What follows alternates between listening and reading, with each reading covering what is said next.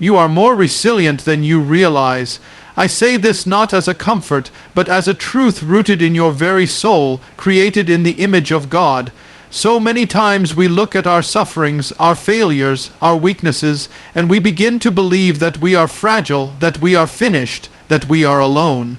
But I tell you, no, you are stronger than you know, because the Lord walks with you, and where the Lord is, there is no defeat. Do not let the burdens of life deceive you. What you endure is not in vain. Each trial is allowed by our Lord to shape you into the saint you are called to be. Gold is tested in fire, and the soul is tested in affliction. When the pain is sharp and your knees tremble, remember, it is not the absence of God, it is the nearness of His hand. God permits trials not to break you, but to form you, like gold refined by fire. This truth, though difficult to accept in the middle of suffering, lies at the heart of our journey toward spiritual growth and holiness. Too often, we are tempted to believe that trials and hardships are punishments or signs of God's abandonment. But in the spiritual life, this is not so. The trials that come your way, whether they be physical illness, emotional wounds, spiritual dryness, or loss, are not designed to destroy you, but to shape you into the person God created you to be. They are instruments in the divine hand, shaping your soul, your character, and your faith. Just as fire does not destroy gold but purifies it, trials do not destroy the soul unless the soul refuses to cooperate with grace. Gold is heated until it melts, and in that heat, the impurities rise to the surface. The goldsmith removes them carefully. In the same way, God allows the heat of life struggles to draw out the impurities in us, pride, impatience, self-reliance, and fear, so that they may be brought to the light and removed. It is a painful process, yes, but it is also a sacred one.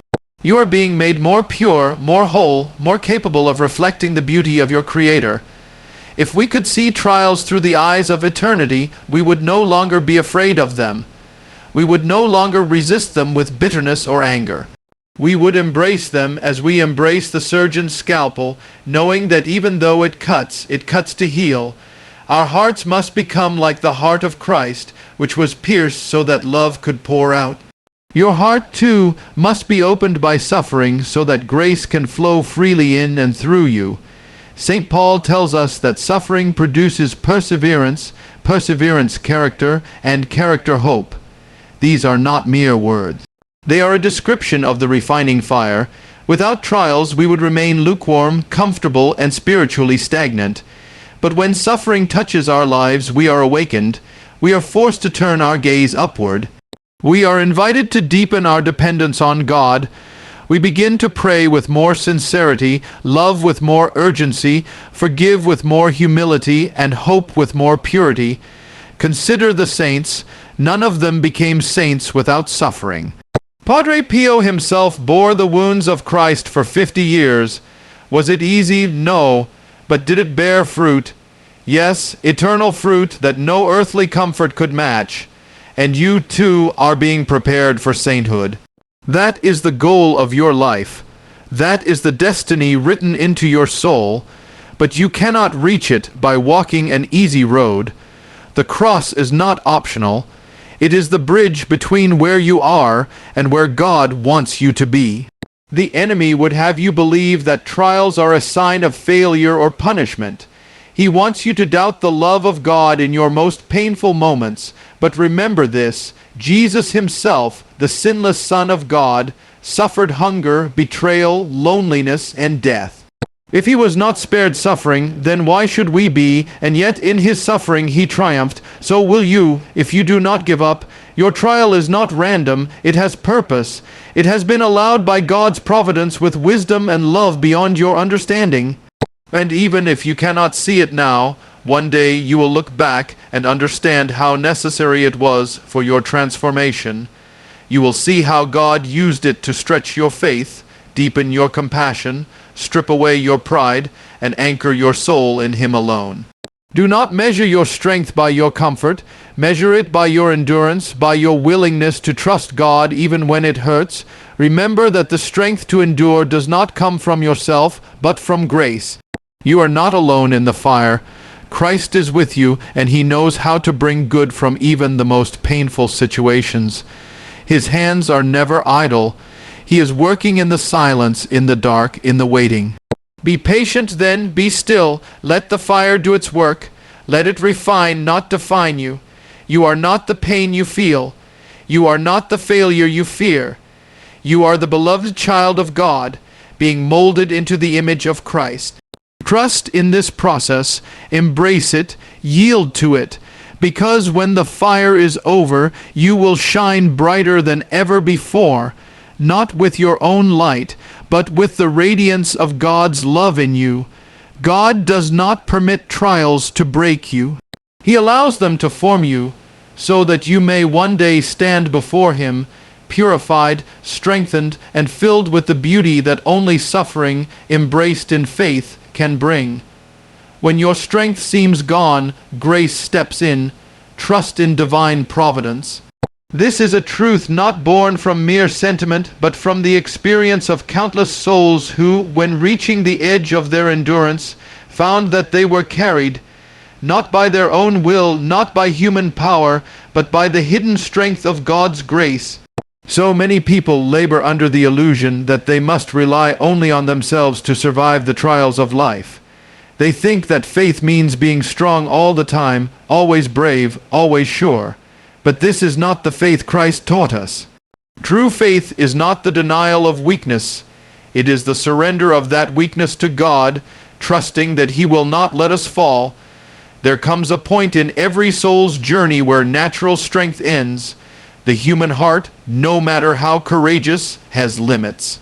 The body tires, the mind grows weary, and even prayer feels heavy on the tongue. These are the moments where despair begins to whisper, tempting us to believe we have been abandoned, forgotten, or judged unworthy. But it is precisely in this valley of emptiness that grace comes forth with power. God waits until you have exhausted your own means, so that when He lifts you, you will know that it is Him alone who saves. And when you are too weak to walk, grace does not merely support you, it carries you. Divine providence is not a distant force that watches your pain with indifference. It is the ever-present care of God that governs even the smallest details of your life. Nothing touches you unless it has passed through His hands. Not a sorrow, not a delay, not even a tear. Providence sees the full picture while we only see the frame. What seems like a closed door is often a redirection. What feels like an unanswered prayer is often an invitation to deeper intimacy. God is never absent. He is often just working in ways you cannot yet perceive. There is a beautiful irony in our weakness. It is where we are most open to the divine. When everything is going well, we can forget to pray. We forget our need for grace. But when we are stripped of control, when the illusion of our own power shatters, we begin to fall on our knees. And that is the holiest place to be. Because grace meets us not in our pride, but in our surrender. The soul that says, "Lord, I cannot go on," and then chooses to keep going in faith, is stronger than it knows, not with the strength of the flesh, but with the power of heaven itself. Padre Pio, whose life was marked by suffering, illness, and even spiritual torment, never relied on his own strength. He knew what it meant to be crushed by pain and yet upheld by grace. He would often say, "Pray, hope, and don't worry. Worry is useless. God is merciful and will hear your prayer." These were not empty words. They came from a man who understood divine providence not as a theory, but as a lifeline, and what was true for him is true for you. You are not called to carry your burdens alone. You are not even asked to be strong. You are asked to be faithful, and that faith, however fragile, opens the door to grace. There is also a quiet miracle in the way grace works. It doesn't always remove the trial, but it changes you within it. You may still feel the weight, but your soul is steadied. You may still cry, but your hope endures. You may still walk through the storm, but now you are not walking alone. Grace is the hand of Christ stretched out in your darkest hour. Sometimes it comes as peace, sometimes it comes as a word, a friend, a quiet strength that wasn't there before, but it always comes. The saints were not spared weakness, they were simply the ones who trusted more deeply in God's provision. Their greatness lay not in their own power, but in their openness to grace. You too are called to live like this, to admit your limits and say, Lord, I need you, and then keep moving forward with trust. This is not failure, this is the heart of the gospel. Christ himself cried out in Gethsemane, he staggered under the cross, and yet he fulfilled the will of the Father completely, not by denying his suffering, but by offering it. So if today you feel like you cannot go on, if your strength seems gone, then rejoice, not because of the pain, but because you are now standing at the threshold where grace begins to act. You are now in a place where miracles become possible. Surrender your weakness to God. Entrust yourself to his providence. Say, Jesus, I trust in you. And say it again and again until your heart begins to believe it. You do not have to see the way ahead. You do not have to feel strong. You only have to take the next step and let grace carry you the rest of the way, because when your strength seems gone, it is not the end. It is the beginning of something sacred. It is the place where divine providence steps in and says, now let me show you what my love can do. The enemy tempts most when you're closest to a breakthrough. Persevere in prayer. This truth is often overlooked, yet it lies at the very center of spiritual battle. In moments when you feel surrounded by darkness, attacked by doubts, wearied by temptation, or discouraged beyond words, it is often a sign, not of failure, but of proximity to grace. The enemy knows when your soul is nearing a moment of victory, when the light is about to break through the clouds, when a new level of surrender, healing, or spiritual depth is just ahead. And it is precisely then that he strikes with greatest fury, attempting to derail you just before you cross that hidden threshold. Satan fears the soul that is faithful in suffering. He fears the person who, though bruised and weary, continues to pray, continues to believe, continues to whisper the name of Jesus when all human strength is gone. He knows that one such soul is more powerful than 1,000 indifferent hearts. The enemy cannot destroy you unless you give him permission. His weapons are deception, discouragement, confusion, and fear. But if you know his tactics, you can resist him, and the most effective resistance is not with clever arguments or grand gestures. It is with perseverance in prayer. Prayer is not always full of consolation. Often it feels dry, difficult, even empty, but this is when it is most fruitful. The soul that prays without comfort, without reward, even without feeling, is offering God a pure gift. It is easy to pray when the heart is full of light and joy, but when the soul is in darkness and still chooses to kneel, still chooses to say, "Thy will be done," it strikes fear into the heart of the enemy.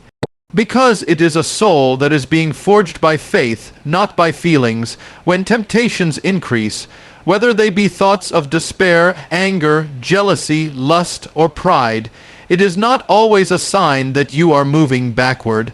More often than not, it means that you are approaching something sacred. The enemy becomes louder when he is losing control. He will tell you that you're wasting your time, that God is silent, that your prayer is useless, that you're too sinful to be heard. These are lies.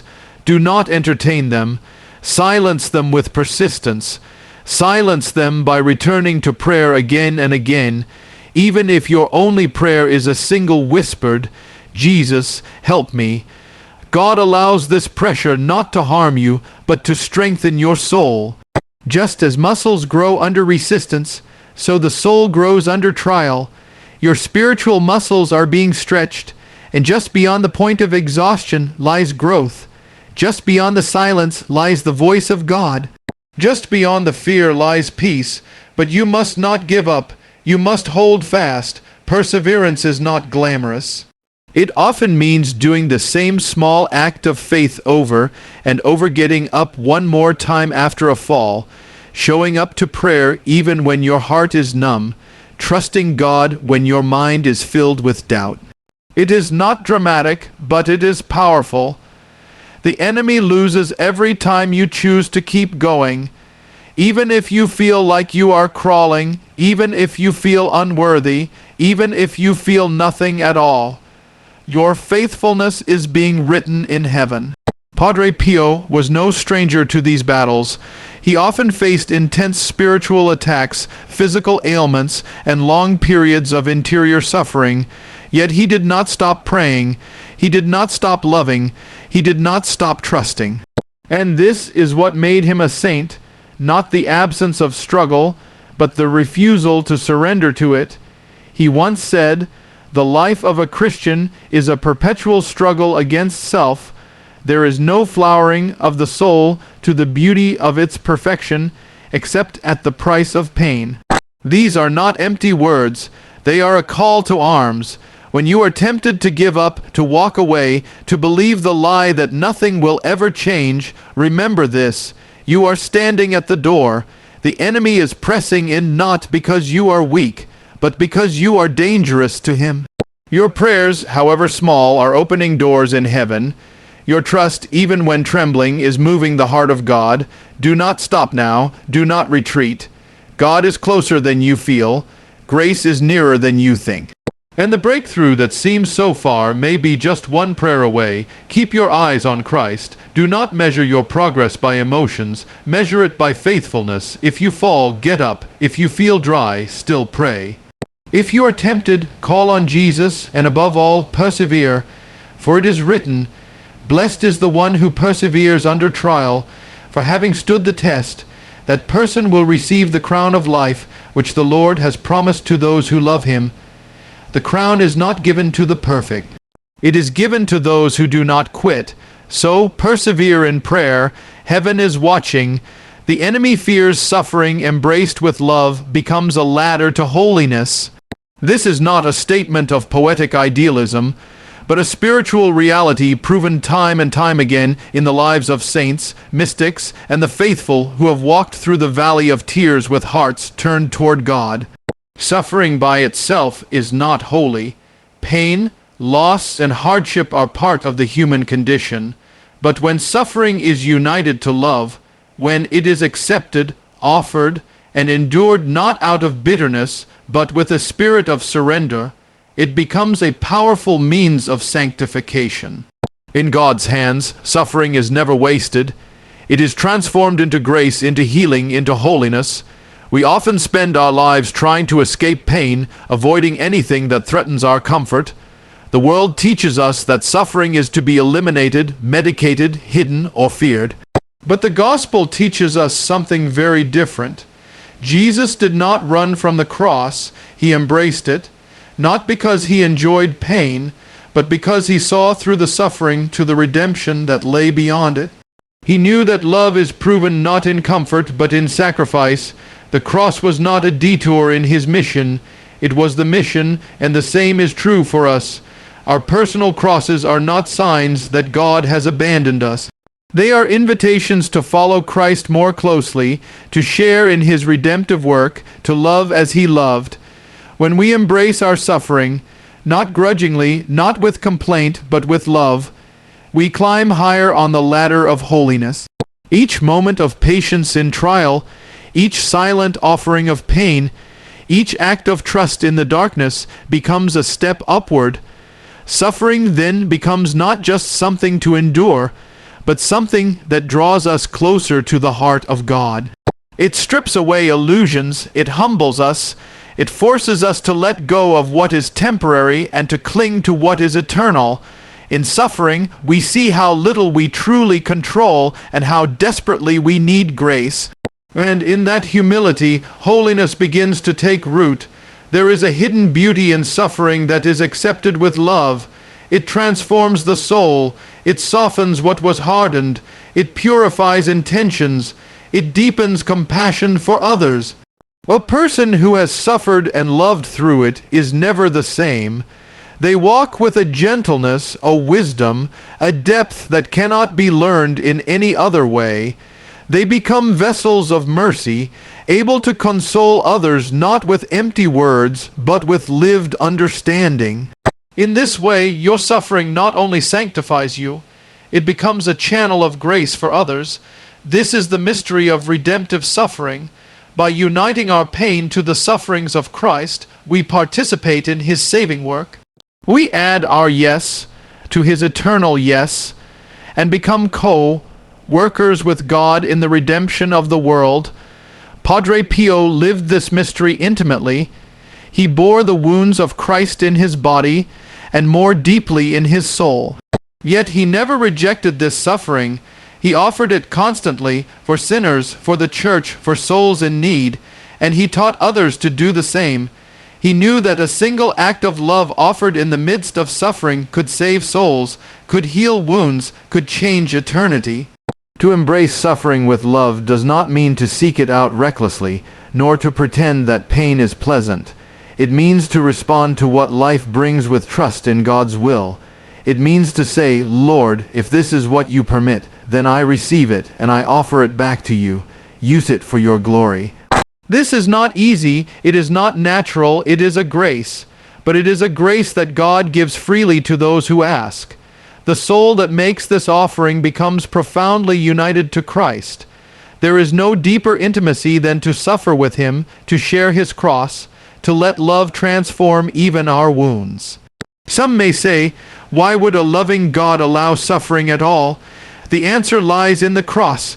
Love does not always spare us from pain. It transforms the pain into something meaningful. Without the cross, our suffering would be meaningless. But with Christ, nothing is meaningless. Everything, every tear, every loss, every struggle, can become a means of grace if we unite it to Him. This is not resignation. It is not defeat. It is victory through surrender. It is holiness through love. So do not waste your suffering. Do not hide from it or bury it in despair. Offer it, embrace it. Climb the ladder, one painful but holy step at a time. Let love be the fire that consumes your pain and turns it into light. You may not see the full fruit of your sacrifice on this side of heaven, but God sees, God receives, and one day you will see how every trial, born with love, brought you closer to the eternal embrace for which you were made. Your wounds may seem too deep, but Christ's wounds are deeper and they heal. This is a truth that brings comfort not by denying your pain, but by placing it within the larger, eternal story of redemption. Life in this broken world often leaves us wounded in ways no one else can see. These wounds come from betrayal, loss, sin, rejection, failure, abandonment, and countless disappointments that crush the heart and scar the soul. Sometimes the pain feels too deep to speak of, too complex to explain, and too raw to bring before God. But this is exactly where you must go, into the wounds of Christ, because in them there is healing that no human hand can offer. Christ knows what it means to be wounded. He was not spared suffering. He entered fully into human pain, taking on the weight of all sin, all sorrow, all shame. His wounds are not symbolic. They are real. His hands were pierced, his side opened, his body broken, and his soul crushed. There is no wound in you that he has not already borne in some form. When you say, no one understands this pain, remember that Christ does. When you feel ashamed, abandoned, or broken beyond repair, remember that he too was humiliated, rejected, and made to suffer without cause. And yet he rose. The wounds of Christ are not simply reminders of what he endured. They are the very channels of grace. They did not disappear after the resurrection. They remained not as scars of defeat, but as signs of love. He showed them to his disciples not to frighten them, but to comfort them. He said, "Peace be with you," and then showed them his hands and his side. Why? Because in those wounds was their peace, in those wounds was their healing, and the same is true for you. Your peace is not found in avoiding pain, but in bringing your pain into his. You may think your wounds disqualify you, that they make you too broken to be used by God, too weak to be loved, too damaged to be whole. But this is not true. In fact, your wounds can become your most powerful witness if you allow Christ to enter them. When Jesus rose, he did not erase the marks of his suffering. He glorified them. He transformed them into signs of victory, and he can do the same with you. What the enemy meant to destroy you, God can use to build you. What once caused shame can become a testimony of mercy. What once seemed to be the end can be the beginning of a new life in him. The world teaches us to hide our wounds, to cover them up with pride or distractions, to pretend they don't exist. But healing doesn't come from hiding. It comes from exposing those places to the light of Christ. There is no wound he cannot touch. There is no trauma too old, no sin too deep, no scar too ugly. His mercy is deeper still. His love is not afraid of your pain. In fact, he waits for you to bring it to him so he can redeem it. Padre Pio, a man who bore the physical wounds of Christ for 50 years, often counseled souls with deep spiritual and emotional pain. He knew well that it was not physical suffering alone that torments the heart. He understood the silent agony of the soul, the fear that you are too far gone, too broken to be healed. And yet, time and again, he pointed people back to the mercy of Christ. Have courage, he would say, Jesus is with you. His wounds were not a burden, they were a reminder of God's presence, and your wounds too can become holy ground if you allow Jesus to meet you there. Healing is a process. It is not always instant, but it begins with surrender. It begins by saying, Lord, I don't know how to heal, but I trust that you do. Christ does not rush your healing. He does not shame your wounds. He tends to them with infinite care, like a good shepherd who carries the injured sheep upon his shoulders. He sees the places no one else can see, and he loves you there. The world may overlook your pain, but Christ never does. His love goes straight to the root of your wound, not to reopen it, but to cleanse it, to restore you, to make you new. Do not let your wounds make you bitter. Let them make you more compassionate. Do not believe the lie that you are too broken. Believe instead in the one whose brokenness brought salvation. He does not call you to be perfect. He calls you to be open. And if you let him in, if you allow him to touch your most painful places, you will find not only healing, but purpose. Your wounds, united with his, become redemptive. They become a bridge for others to walk across. They become sacred. So bring your wounds to him. Speak them in prayer. Offer them in silence. Lay them at the foot of the cross. You are not alone. The healer is with you, and his wounds, deeper than yours, more painful than you can imagine, hold the power to restore everything that has been lost. He who was wounded for your transgressions is still healing hearts today. Let him heal yours. The soul that keeps walking, even in darkness, will find itself closer to the light. This is not a poetic wish. It is a spiritual truth that lies at the core of every faithful journey. There are times in life when everything around you feels empty, uncertain, and silent. Times when prayer seems dry, when hope feels distant, and when even the presence of God seems hidden behind a veil. These moments of spiritual darkness can be some of the most painful and confusing. You may feel abandoned, lost, or forgotten.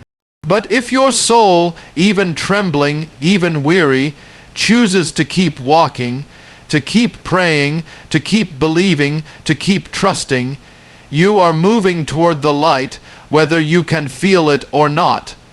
This kind of perseverance is one of the purest forms of faith. It's easy to walk when the sun is shining, when you feel strong, when your prayers are filled with joy and your path is clear. But true faith reveals itself when all of that is taken away. When the way is dark and the heart is tired, and yet you still say, I will keep going, I will trust. That is when your soul is being purified. That is when your faith becomes deep, mature, and unshakable. Spiritual darkness is not a sign that God is gone. In fact, it is often a sign that He is drawing you deeper. He is allowing you to walk by faith, not by sight. He is teaching you to trust not in what you feel, but in who He is.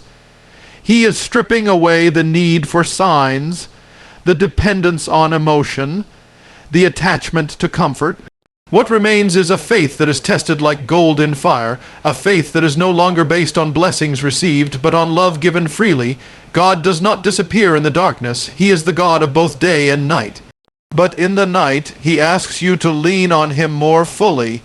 He asks you to remember what He has already shown you, to cling to His promises, to believe that He is still at work even when you cannot see the fruit.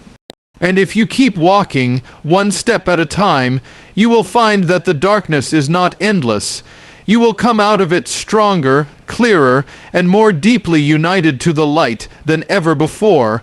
Many saints have walked through this same valley. Padre Pio, though known for his closeness to God and miraculous gifts, experienced profound spiritual dryness and inner torment. There were times he could not feel God's presence at all, and yet he never stopped praying. He never stopped believing. His faith was not based on what he felt. It was rooted in truth.